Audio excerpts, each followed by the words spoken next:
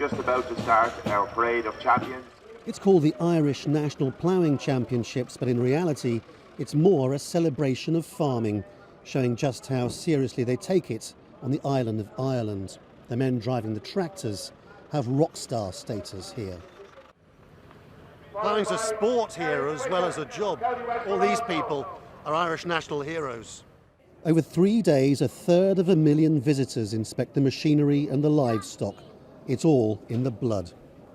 And given that Ireland exports 90% of all the food it produces, much of it to the UK, the idea of a new border cutting the island in two is a nightmare. There's a real possibility that the family farm would not survive a hard Brexit. Indeed, potential maybe that other farmers, indeed some of the large-scale ones, could equally be vulnerable given their level of indebtedness. Start on the top, upper side the brisket, upper side the neck, and right how under the chin. What the British government wants to achieve at this point is vague at best, but it seems to accept the huge importance of Irish food to the UK. Politicians use phrases like the all-Ireland food economy, which most people don't understand. In practical terms, it's much simpler. So it appears Brexit has come down to this. The British government says it's happy for meats from that cow to pass unchecked through the Irish border, but not apparently that piece of farming equipment over there. And if that appears ridiculously picky, it's also the case that the British government doesn't seem to realise that that would be completely unacceptable to both the Irish government and the European Union. The Agriculture Minister turned up to take questions. There wasn't a single British journalist there. There's almost no attempt to understand the Irish position. In terms of the volume of trade from the Republic of Northern Ireland, in the region of 700 million, and something slightly less coming from north-south.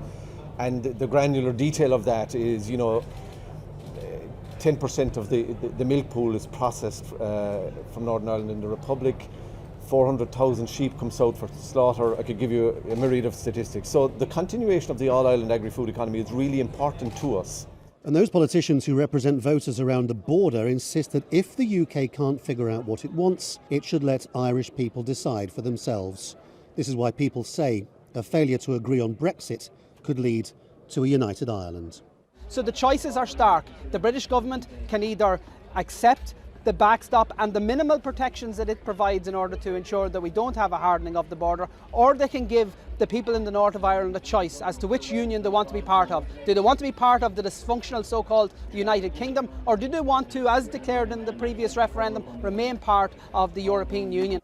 The essential contradiction of Brexit remains that the UK wants to shut itself off from the European Union while keeping its border with the EU open. Any ideas proposed by the Irish to square that circle have been ruled out as unacceptable in London, and yet here they're still waiting for the British Prime Minister to come up with something else instead. Laurence, Al Jazeera, CARLOW in Ireland.